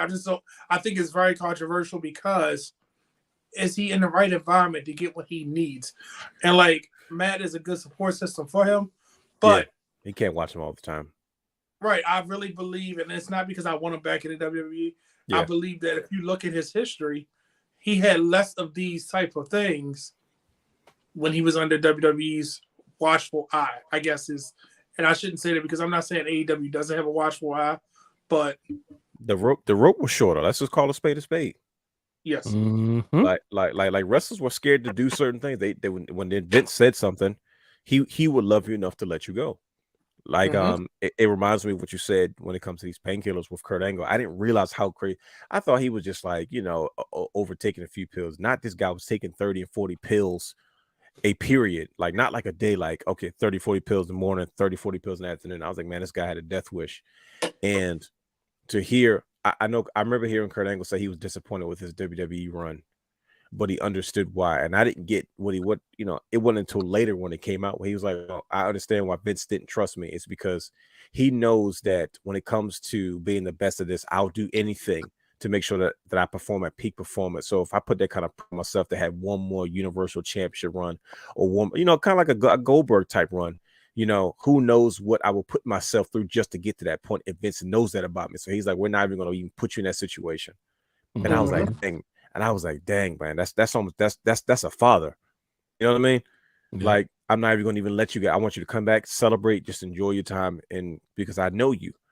If I put you in a situation, I can't control what you'll do, what type of pressure you'll put on yourself, what type of, and even the Impact when he was still doing moonsaults off the top of the kid missing, like, no, you have to stop. Like, even though it's one of my favorite moments in Impact, but still, it's the same thing with Jeff Hardy. It makes me uncomfortable. It makes me nervous. And it's like, sometimes being in wrestling isn't the best thing for you. And, because even Matt Hardy said, like, I be with him all the time. Matt Hardy got like 9 kids. He just keeps popping out babies. And trust me, you see his lovely wife, you understand why. Like, he's like, dude, don't care. He's and I can say that seeing them in person as many times I have, you can tell their bodies are taking a toll. Like, just standing parallel to Matt and Jeff, and to see Matt do like this to turn and just talk to people, over. Yeah, I was like, oh, I hope he's okay. Like, maybe he just got a crank in his neck. And to see Jeff have to constantly stand up and sit down, I'm like, yeah, you can tell, and this is, I mean, they're in their 40s. Yeah. And I just hope that he gets the help, or he's getting the help, because it is let's call it what it is. And this is probably, I'm going to take a minute to say this. They have a different life. They cannot do normal things. Jeff Hardy can't go to Walmart and buy a juice. He just can't. Right. He can't. I don't know the pressure they're under. Matt Hardy probably could put a hat on and try to go in 7-Eleven, but let one person see him, people going to start following him. You know what I mean? Like, they don't have a normal life that we kind of take for granted. That's why I'm saying under that care that they need, because I don't know what the strain of my mind would be if I knew I couldn't go to Walmart and buy Hawaiian Punch for my daughter. You know what I mean? Like, I don't know how have to send somebody else out. I don't know what it's like to not be able to take her to Chuck E. Cheese because I'm famous. But then on the same token, when that music hit, that adrenaline get to pumping, they always say it's a feeling like nothing else. Right. He might be hungry for that. He might be jumping off ladders on chairs for the sake of it. Yep. Yeah. So I mean, it's trust me, it's I'll hit the sound anyway. We're just gonna go ahead and rule that one controversial. We're gonna cut one for the sake of time, and it was. I'll tell you what it is. We don't have to talk about it, but it was Drew McIntyre kind of removing. I knew that was the one you were going to cut. All the signs, because this is interpretive. You know what I mean? Yeah. Because this could lead to bigger reasons that we don't know of as of yet, or it just could be a free agent trying to make sure he gets kind of it's the business, so you got to play the role. You know what I mean? But yeah, we'll move on. This is it, like Good Brothers. This is the last one. This is the most controversial thing at the time, and quite honestly, I think for a lot of different reasons. And I do. I really think it's funny. You gotta put this on replies for some of the tweets we get. No, it's just that'll be great. Just as soon as somebody says, just hit him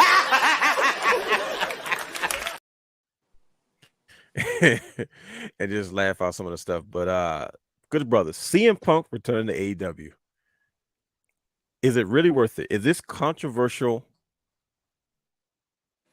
CM Punk return. Let's talk about it first and foremost, okay? Let's just go there. All right, I'm letting the graphics stay on the screen for a little bit, just for the sake of the sake. For those who listen, I'm like, I want to use in a reverb. No, I'll just let it, let it. Well, you said for the sake of the sake. I thought it was like that was a cool sound effect. But see, I do my own sound effects. But oops, there it is. So CM Punk returns to AEW. Man, there's a lot of rumors going around in regards to the return of CM Punk. This is why this is the main event of the show. We're gonna because there's so many layers to unpack here. And this is still all speculation. We don't know what this really is at the end of the day, but we got to get down to the bottom of it. So the rumors are saying that CM Punk is returning to AEW. He misses wrestling, according to one of the guys. Which one is it? Dax Harwood that's been talking to him, or is it I think it's Dax. Dax Harwood's been the one. I think so. It's been in contact with CM Punk the most, and he's talking about CM Punk misses wrestling and. Now he wants to come back. I don't know if he has bills or what. I'm not sorry. I'm trying to be funny. But CM Punk and the rumors are saying that he's going to come back and they're going to do a new show and do a brand split. So the people that want to work with CM Punk can go on one show and the rest can stay on Dynamite or the other 50 shows that they have. Mm-hmm.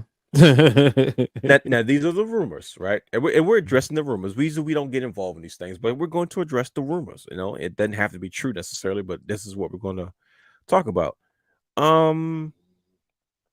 Is this worth it? Like who wants to start? Good idea, bad idea. Now, controversy does create cash. CM Punk is a moneymaker still with his name. His name and his presence still draws. Like that. Let's give respect where respect is due.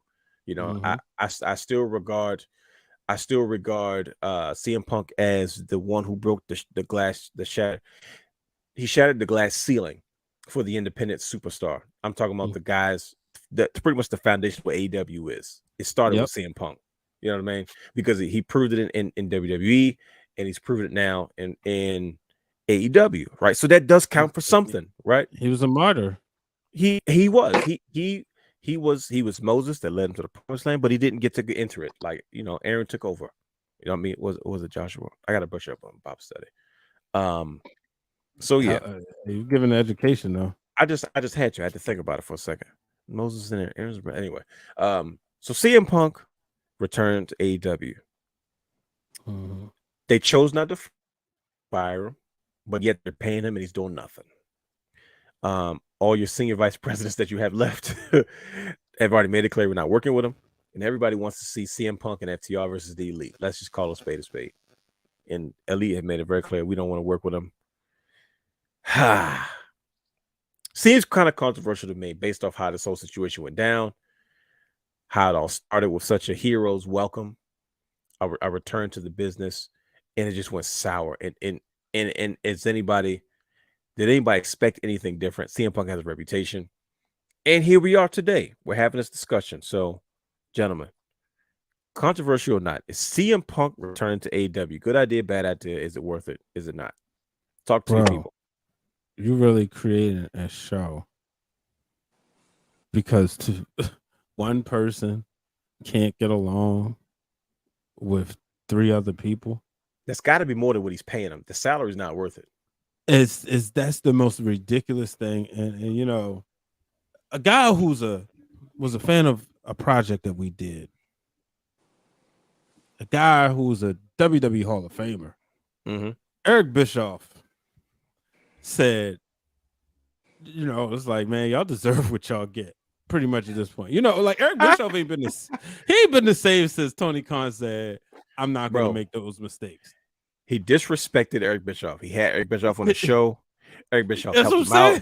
Eric Bischoff co-signed him. And then Eric Bischoff goes, "Wait a minute, what do you mean you're not gonna?" Oh, we're like WCW 97, so we're not gonna make those same mistakes. And ever since he said that, bro, he's not. Eric Bischoff's been pissed ever since. But it's like, and I know people out there like CM Punk. I get it, and like we said, we're not kidding ourselves. But first of all, it's a deeper issue because I'll admit I saw it from one side, but then you brought up the point on episode, we'll just say 43 for the sake of numbers. Sure. This is episode 72 of the Wrestling Wrealm Now podcast, right? So we're going to say early editions. You brought up a good point. You said they messed up the money when they went up there, and it should have been checked a long time ago. This is another one of those examples of it not being checked. How do you? So you're going to have a roster, and you're going to split the roster because one person can't get along, right? And if when I'm hearing Jericho was like willing to go, talk to him and probably work with him, you got a big money matchup. This needs to be hashed out so you could go make the most amount of money. I is that what they're trying to do? Like, I'm confused though. Like, that's right. There's only one matchup that's going to draw the money that you want to see without having to do a complete rebuild, right? As in, like, create a new. First of all, like, no offense to Jericho, you can only play the hits but for so long. That's like, you know what I mean? Like, what are people going to do if they're going to have verbal jabs? But then the problem is that the last time it didn't hit. Let's be real. Not the way it hit the first time. Not in their prime. And this year, it's even like the bell's got a ring. There's no doubt in my mind that they will not trade some of the most vicious and verbal jabs because they're two of the best to get on that microphone and do what they do. The problem is it's not a promo battle. It's a program. The bell has to ring at some point. That's the part that makes me nervous. And I'm trying to figure out, maybe I don't know something as a wrestling fan because I don't know anything, but where is the money coming from that you feel like that you need to do so much to keep this person around, of how beneficial he is to your company financially? Because when and I say that it's because I know the name, I know the merchandise, I know the action figures. Thank God, because I finally got my CM Punk action figure after like 15 years or how long. Oh, word? Yeah, because because remember, for his last this is Wrestling Figures Wednesday, so don't mind this conversation, people. His most popular WWE Elite action figure was his the match he had against John Cena. I don't remember what series that was, but I know that was the one everybody was looking for. And when he left, that was the one the price of that went through the roof, and there was no new CM Punk action figures forever. So when he signed with AEW, of course, that's the first thing they did was produce action figures for him. And I finally got one and I actually liked the figure. I'm like, oh, this is a nice AEW figure. I actually like it better than the WWE version that they put out. But I know that was a major component for what he means to the brand. You know what I mean? You need to establish names to draw money, and then once you pull people into the draw, now you can put on your wrestling show, so on and so forth. I understand that, but it's like, is he still that big of a draw now that you're willing to sit there and produce a whole nother show? You have 5 different shows already that nobody watches. Like the wrestling segment for your audience and your demo is not as large as it was when you first debuted because of the initial buzz, the initial anti-WWE crap. But now that's your audience now. See, before that group was the defection group, Brian H., Brother Brandon. Now that's just your core audience. So you like, it's the same audience.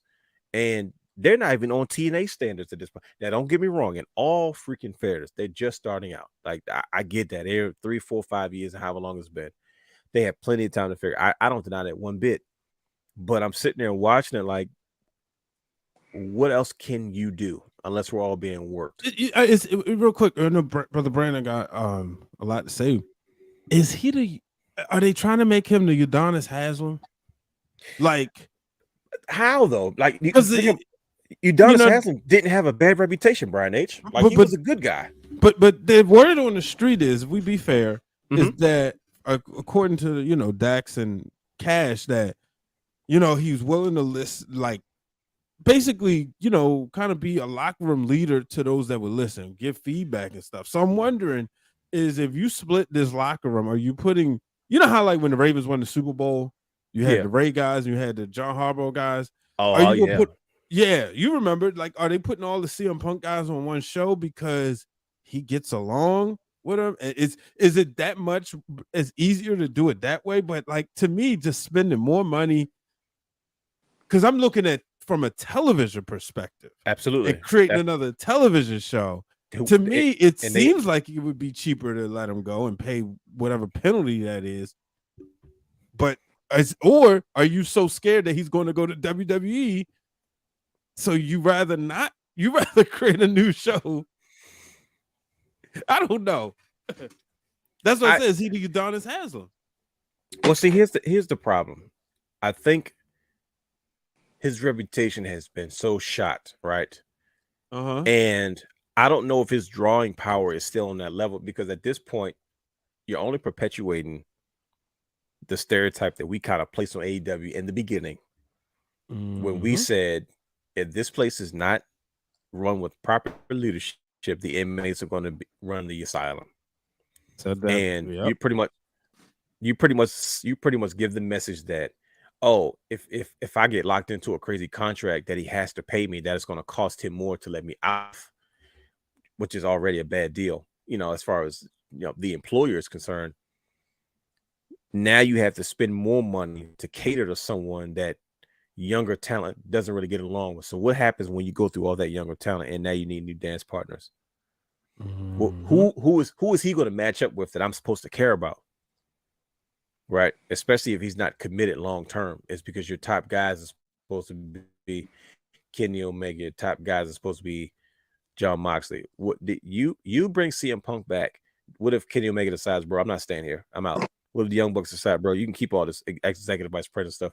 You lose the core of your company to the competition, is because you want to cater to an ex-WWE guy so bad, or you know what, you just might be financially locked into him and there's nothing you can do about it. But if the Bucks and Kenny Omega say, man, we're taking it personal, I'm not trying to hear all that business talk, and then you lose them in 2024 and they show up on WWE with Triple H's programming, then what? So now AEW has all WWE guys, and then the core of your company, because I don't know when the last time we seen Pentagon and Ray Phoenix on TV together. I don't know the last time we seen Pac on television. Cody Rhodes is in WWE the last time I checked. You know what I mean? What happens if they decide to go? So now you lose the Elite, but you got CM Punk. The Elite is your upside. They're all, with the exception of the Bucks. Bucks is middle age. CM Punk is old. Kenny Omega's getting up there. What's it worth to you to lose the core foundation of your company for CM Punk because of what his name, his likeness, and his image kind of brings to the company? That's my 2 cents. I'm done. Brother Brandon, this is your stage. We know you are going to bring the heat like Miami. So the first thing I'm going to say is, Brian H. What, you might have to do a Patreon exclusive so we can talk about my backstory with CM Punk.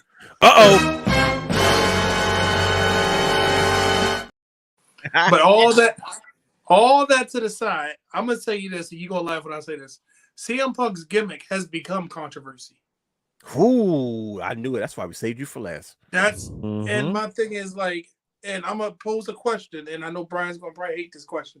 Do we really want to see CM Punk and FTR versus the Elite, or do we just want to see the Elite versus CM Punk because we still want to know what happened at All Out Brawl Out? Like, let's be honest. FTR has put themselves in this equation because of one tease on TV that, oh, we're with CM Punk because of AEW's formula of nobody can be by themselves. So, hey, you're not doing nothing. Go with that person because y'all are friends. Just go out there because we don't have any wrestlers that can do anything by themselves. Hold on. By yourself. Next week, you'll be with somebody. Oh, no, don't be by yourself. No. So, do we really? I really want every wrestling fan to think about that. Do we really want to see that? Or do we just want to see CM Punk versus the Elite? Now, I'm gonna say this, and Brian, you probably gonna think, you know what froze over? I'm not the biggest fan of CM Punk versus Jericho right now. It wasn't handled properly. Jericho keeps reinventing himself and to be fresh and decent. What's the point of it now? The problem that we're going to have with this whole CM Punk thing and why it's not controversial to me, it's just him. It's to the point that when you think back to TNA days, right? When TNA first started in their infancy, they had no superstars. They had wrestlers. They took people and put the company, the divisions on certain people back. You had a Ken Shamrock be your first champion. You didn't even have your own world's title. You had to use the NWA one, the NWA X Division Championship, because remember it's a NWA TNA, and then you had the NWA tag belts. You put divisions on people back to put eyes on your product. Tony Khan is about to spend, and don't quote me on this, $746 million to make one person happy, to make another show when you had 3 years to make me care about people and you didn't. Because Bro, you were so worried about, like, if you think about it, it's you worried about one man making or breaking you when you got a locker room full of infinite talent that you could have took divisions and put it on their back and used them, whether they red hot, white hot, they could be Luke Cold for all I care, but you didn't do anything with them. To your point, Dwayne, you said, when the last time I seen this person on the screen? You had a whole mirror right there that brought the eyes to your TNT championship, and it ain't been right since because you didn't. I guess you're not friends with this person this week, so drop the belts on. Maybe next week you playing video games with them, or maybe this week they came to you with an idea, and you're like, "Yeah, run with it, so I can hug you after the pay-per-view that we have." Okay, yeah, you're my friend this week. Instead of take yourself out of the fan aspect, get yourself somebody that can run the company. You had Jeff Jarrett on TV for what reason, challenging for the tag team belts, and you got 12 other tag teams right there that could be doing something. That could be a division. That could be on the back of you. That could be your. What's wrong? No, it's just a fan from Chile. Okay, International, you got all baby. of these, all of these people in your locker room, male or female, that you could be putting divisions on their back. Because I'm gonna give you something to think about. At one point in Impact, whenever they got to a bad state or they needed star power, insert AJ Styles. Because AJ could have a good match and make people say, oh, AJ versus this person. You remember those matches because it was AJ versus that person. WCW did the same thing with Ric Flair. You do that with John Moxley is not the answer because they haven't made John Moxley the answer. He's not a ring general. You can't do so much in the ring with him anyway. Daniel Bryan should be the special attraction that you want to see his match, whether it's the world title or not, because he's a proven draw to the product. But you got to make him that. You got to make him that proven draw. You got to let it be, because at the end of the day, whether he cut a promo, but yet he in the group with some other people, and then you mix it. Oh, I got ROH, I got TN, I got Impact. Rampage, Dynamite, Dark Elevation.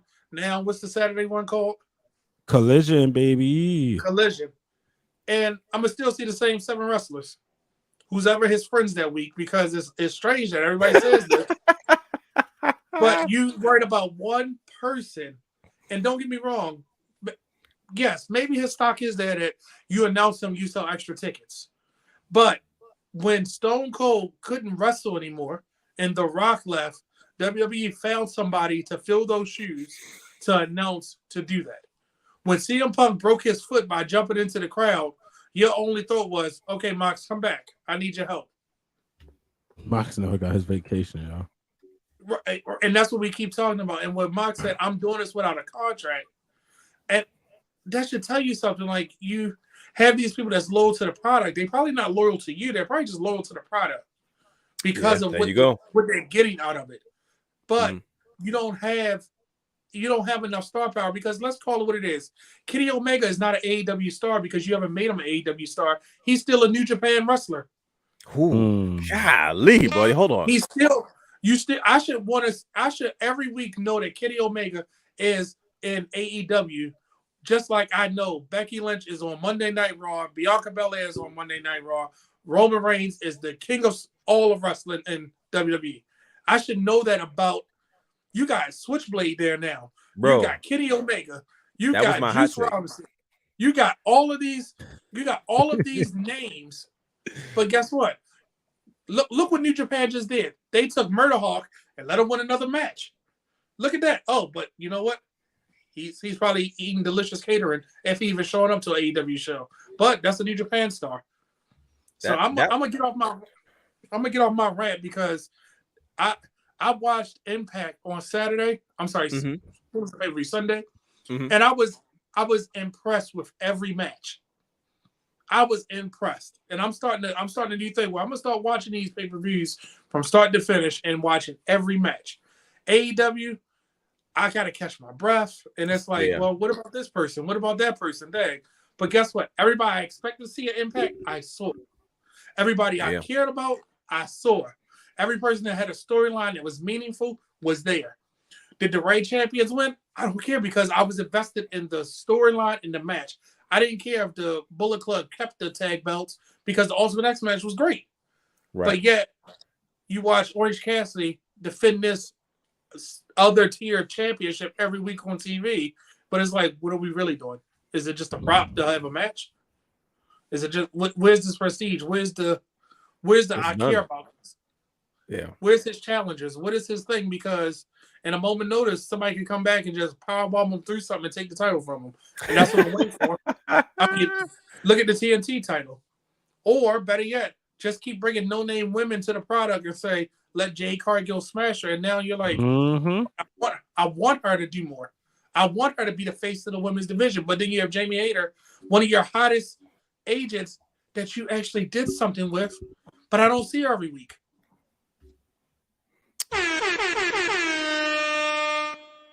Listen, you listen. You worried about CM Punk. You worried about CM Punk. We got to spend this money to get a whole nother show to make him happy. Because he wants to wrestle again. But this is the man that left us for how many years? 7. Yeah. I mean, sit at home while people chanted for him to come back. But, I want to come back and work with these guys. I want to come back and be this. But then in the same breath, you talk crap about him next to your boss. And let's call it what it is. This is the last thing I'm going to tell you. That match with him and Darby Allin, he should be thanking Darby Allin for carrying him during that match. Yeah, he did not look up to speed on that match, man. That's when I knew. I was like, Darby thanked him for the house, but he should have thanked Darby for carrying him during that match. But Tony Khan, you didn't watch that match, did you? No, because you was too engulfed in, oh, look how much money I'm making. CM Punk is back. I just spent all this money for Cult of Personality. I gave everybody ice cream bars. Look how much his T-shirt is selling. But it ain't AEW T-shirt. It's from a different. But we worried about CM Punk. Man, I listen, Brother Brandon. I couldn't agree more. It was one of the points you made specifically in regards to Kenny Omega. I said the same thing. I was fussing today on Twitter about Jay White's like showing up. Like I was excited for him to be in AEW. Like, okay, I get to see my guy stateside, and I'm watching it. I'm like, bro, this is it though. I'm like, yo, this is like I heard Bully Ray. Was it Bully Ray? He said he didn't think that Jay White was this rant was brought to you by Championship Culture.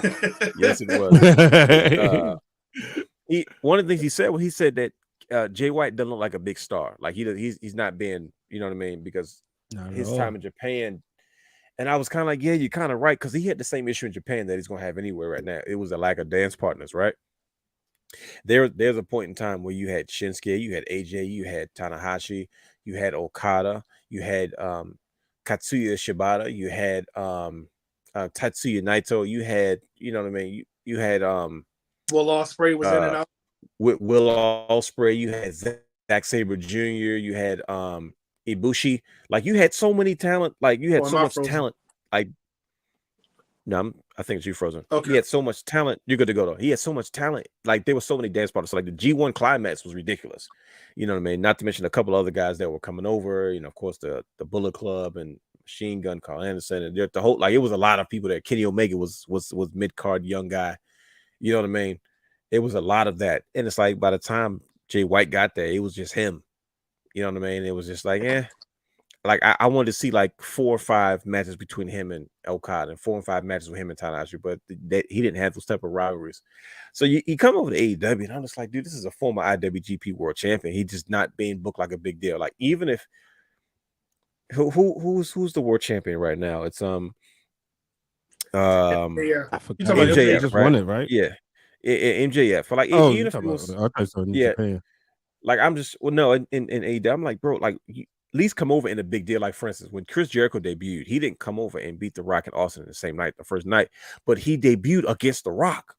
You know what I mean? Like his debut was forever etched in stone because of the interaction. Like, okay, listen, we don't know what you can do in the ring, and most likely he had to learn the WWE style. But at least what you do well is on the microphone. Let's put you in a situation with our best guy on the microphone, right? It kind of set. I never knew Chris Jericho was in a bad space until I watched the documentary, because as a kid he was being booked as a big deal to me, right? We see these debuts. When Cody Rhodes comes back, who is he beefing with? He's beefing with Seth Rollins. He didn't attack Braun Breaker, like, you know what I mean? Like he's not, you know, like he's immediately in a big feud immediately. Like and it wasn't the world title match. It doesn't have to be about the titles. You know what I mean? But it's like, it's got to be with something or someone that's important enough to say this guy's a big deal, because Jay White has to have a reason why he's interrupting him. And it's just like, he gets to them. He has this match and he's beefing with Shawn Spears at the end of the match. I'm like, come on, bro. What are you doing? he deserves Like, bigger. Like, what are you doing? Because now he's going to be a Japan guy. Like, he's always going to be a New Japan guy. Kenny Omega's the same way. Like, Kenny Omega had his excursion of gold, but it's kind of almost null and void. Is because he got hurt and he was out for so long. So you really forgot that. It has its place in history. And with that, and this is something real quick. When you look at AEW, they rely too much on outside factors. Yeah, I agree. It's he has more, like, his career is going to be mostly, like you said, New Japan. He has more of a career in New Japan than he has in AEW. And I understand the distance and the time and all kind of stuff, but it's like at the end of the day, he's going to be known. He still looks like a New Japan guy. And when he first got there, he's a tag team champion. I'm like, why is he not fighting for the freaking title? Like, he's the biggest star in the world right now. This is your chance to put him on that platform. But like I said, off my soapbox here. You got me going. Because what did AJ do when he came to WWE? Who was his first feud? First of all, he debuted against Roman. Like, Roman was in the ring waiting for him. He was the young gun. Like, there was a reason for that, because everybody knew Roman had the record. Everybody knew Roman was the favorite in that match. So, like, what can we do to make sure that this guy's debut is at least important? It didn't mean that AJ was going to be fighting for the title of WrestleMania, but the idea that the thought could potentially be there, it puts you in a bigger space. Like, Jay, I'm like, this is the best shot. He went all the way. Jay White. Yeah. You know what I mean? And I was just like, yeah, and I was disappointed. Now, honestly, I don't think WWE probably would have done that much better for him, because where does he fit in WWE? You know what I mean? So it's like, I was okay with him and I wanted him to be in AEW, but I'm like, bro, what is he going to do? This is my issue with AEW. And I just saw that Adam Cole segment he did with his wife, and I'm like, this is what I'm talking about. Y'all got all this talent, and it's just these execution is just like something's off. But yeah, man, CM Punk back in AEW, man, there's very little hope for me that this is going to turn out into be a positive thing. Maybe positive for them financially, but long term, man, I have no idea. This has got to be one of the most controversial things to this day. Like, CM Punk's reputation is just CM Punk's reputation. It doesn't matter what he says. We all know how the story is going to end. But man, brothers, we did it again. This has been quite the conversation. It's been a little cringy. We went a little long. I apologize. I know my show's a long one. I try not for them to be, but goddamn, more and more. I mean, this been due though. We've been due to have the third controversial, like, in wrestling, because we did it, like, as mentioned, in season 1. Yeah, like a decade ago. You know what I mean? A decade plus, and it's so much happened since then. Like, and even then, we were talking about Val Venus and Goldust and stuff like that. So it's like, we know it's controversial. You know what I mean? We know it's not. That's why we took a look at these new things going on and say that we have to decide: is this controversial or is this not? But CM Punk returned to AEW. Controversial. Elon Musk getting rid of Twitter live cut. That's controversial, because I can't cut clips during the show no more. He don't have nothing else better to do with his time, bro. He's Like, bored. Right. Like, what's up with you, man? Stop trying to ruin knock Twitter. bro, it's not gonna save you money. Like that ain't gonna cut. That's not gonna solve your problems, bro. You know, nobody told you to mess with it. Nobody told you to buy it, and then you realize you ain't want it, and then you got stuck with it. And then he got stuck with it. He tried to file a lawsuit and get out of it. He said, "Nah, bro, you signed the papers. You gonna kick that money out." That's you. You own that. The investors and the owners said, "Fellas, we did it. $44 billion on the table. I don't care what happens to this thing." Yeah. Elon's like, "Nah, I changed my mind. I was just drunk. I was nah. You was junk tweeting. You sign these papers."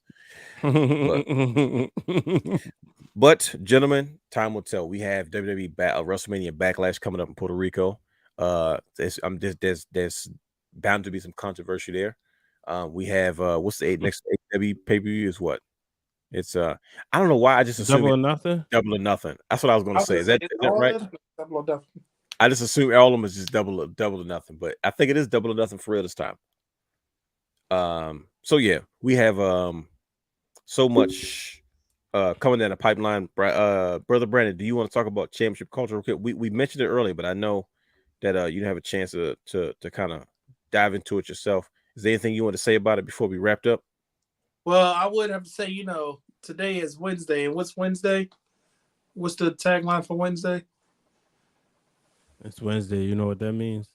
No, it isn't. It's World Championship Wednesday, because every day in the wrestling community and all the groups on it has a different day. So Tuesday is Title Tuesday.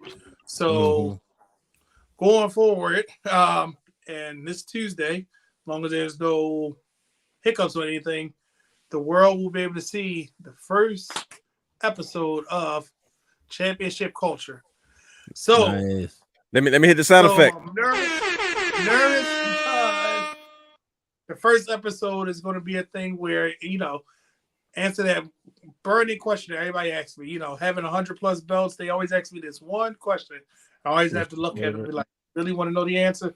So with that answer, it comes every belt to have a story. So tune in on Tuesday on YouTube. You'll see it. It should be on there. Not going to give you a time. Just keep checking our Twitter feeds and we'll definitely tweet it out. Instagram. Just keep looking for the countdown for it. But I can tell you on Title Tuesday, you'll see it. And hopefully, if all goes well, the following Tuesday we'll have that live argument. I'm not going to call it an argument. Maybe that live debate, Brian Waters, about a certain belt. Sorry. Uh-oh. Had to clear my throat. Uh-oh. As he looks around. Go ahead, brother. Go ahead. I put it over there because I put it over there. I had it earlier out. You talking about this one right here? Yeah. Right. Oh, that one. Get this. You talking about that one up there? Yeah, that gorgeous thing. That belt right there. Sexy thing. That might be the first live edition of Championship Culture, but I can tell you the first episode will be answering that one burning question that I get asked the most.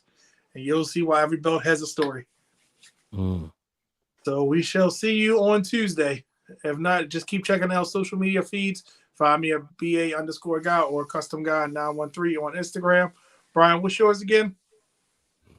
Brian H. Waters. Everywhere. I just like you say it. Say it like you mean it. Brian H. Waters. Yeah, daggone right. And the real Dwayne Allen. Thank you guys. I appreciate y'all letting me have my rant about AEW. Be looking out. Maybe me and Brian can do that Patreon exclusive because he know the CM Punk story. I want to know.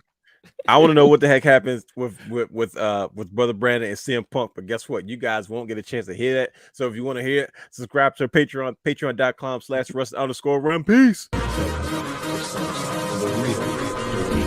Mr. Waters.